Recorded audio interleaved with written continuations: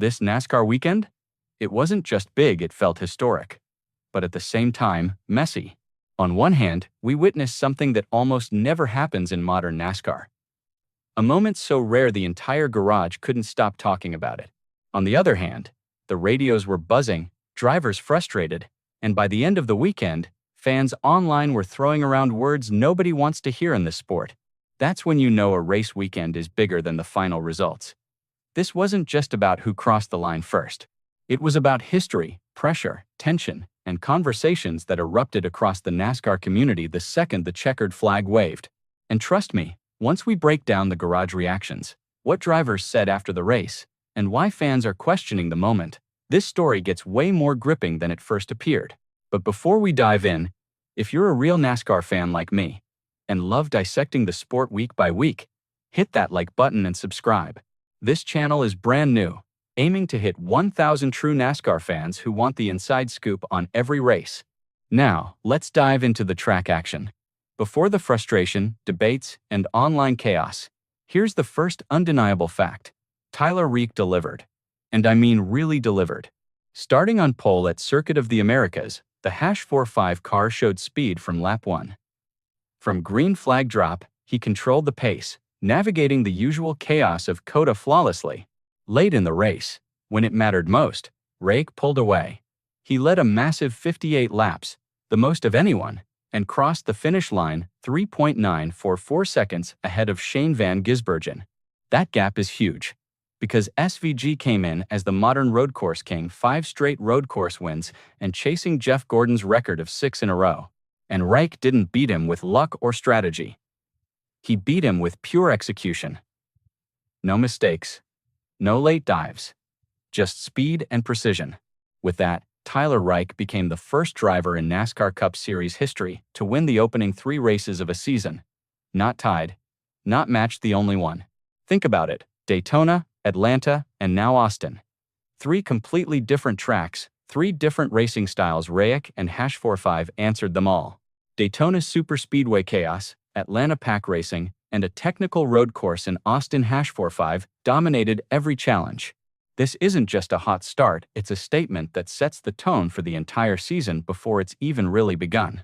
And if you're a Tyler Reddick fan, here's a cool glimpse. The official 2311 Racing Daytona 500 champion shirt celebrating this historic moment. Limited edition, and yes, it matches the #45 car perfectly. In his post-race interview, Reddick said he focused on minimizing mistakes. Against a driver like SVG, 1 error is all it takes. Shane is so good because he doesn't give anything away, Reddick admitted. And this wasn't just another points day, it was beating the modern road course king when it mattered most. Drivers in the garage had been chasing SVG for years. On Sunday, Reddick finally cracked it. And the victory wasn't fluky. It was complete. Best car, best driver, best team all afternoon. Even SVG confirmed it. He didn't feel robbed, just beaten. He praised Reddick's driving and admitted the #45 car was simply faster that day. But then, the weekend took an even bigger turn. Michael Jordan stepped in front of the cameras, and when MJ speaks after a race, people listen. He said, "It's time to change." The words kept echoing, because it wasn't just one win. He was signaling that 2311 racing is shifting NASCAR's balance of power. Jordan credited Denny Hamlin for spotting Reddick and assembling the team, including crew chief Billy Scott, while joking his role was mostly funding. Then came one of the most emotional moments. Kurt Busch. He drove the #45 car for 2311, racing before his career-ending injury. And seeing Reddick win? It hit him personally. He sent a heartfelt congratulations, shouting out Hamlin, Jordan, Scott, and the team. 3 wins to start the season is history. For the team, this wasn't just a strong start, it was proof of what they've become. But not everyone felt satisfied. While Reddick celebrated, some drivers left COTA frustrated, feeling the chaos robbed them of opportunities. Connor Zilisch, finishing 14th, voiced the clearest frustration. On paper, 14th looks okay, but he felt it didn't reflect his race at all. He pointed to 2 incidents, one with Daniel Suarez and another T-bone in the corner. He did almost everything right, yet ended up with a mediocre result. This split the garage emotionally. Some celebrating history, others feeling chaos stole their shot. The frustration wasn't limited to the Cup Race Xfinity Series drivers, like Carson Cavapel, also lost out due to late race chaos. Here's the odd part. NASCAR witnessed a historic win. Yet by the weekend's end, the online chatter wasn't about Raik's dominance, it was about wrecks, frustration, and controversy. The stolen victory narrative started online, linking Raik's streak to recent legal settlements between NASCAR and 2311 Racing, Front Row Motorsports. But here's the truth. Zero evidence that anything about the COTA race was manipulated. The facts speak for themselves. Tyler Raik started on pole, led 58 laps, and beat the best road course driver in the field by nearly 4 seconds. That wasn't luck. That was dominance. Right now, all the stolen talk? Purely perception, nothing to do with racing. And the strongest proof of that? Shane Van Gisbergen himself. If anyone had reason to claim foul play, it would be him. He was chasing Jeff Gordon's record of 6 straight road course wins. But instead of complaints, he simply admitted his car lacked a bit of turn and drive. He didn't have enough to catch Raik. He got beat. Plain and simple. That's why this weekend feels so unusual. One driver earned a historic victory. Michael Jordan celebrated.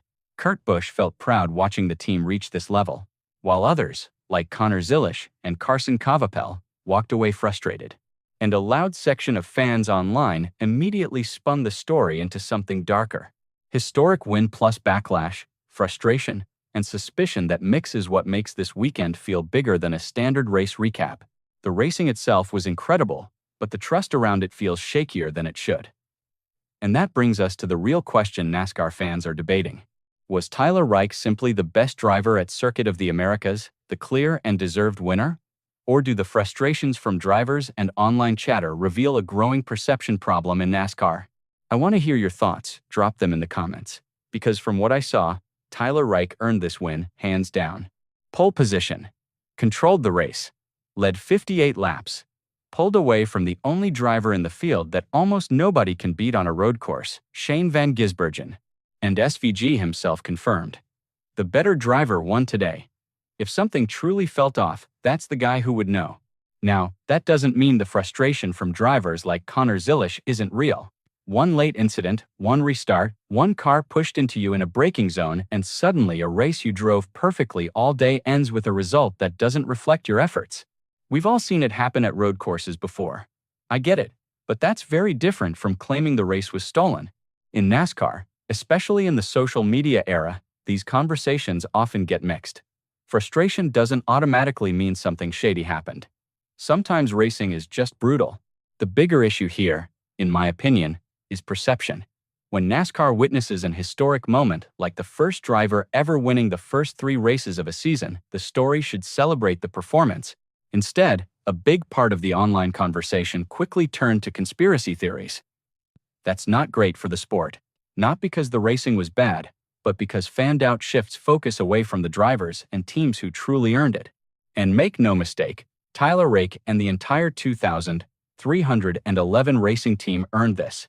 3 completely different tracks. 3 distinct racing styles. Daytona. Atlanta. Circuit of the Americas. That's not luck. This is a team that might genuinely be one of the strongest in the garage right now.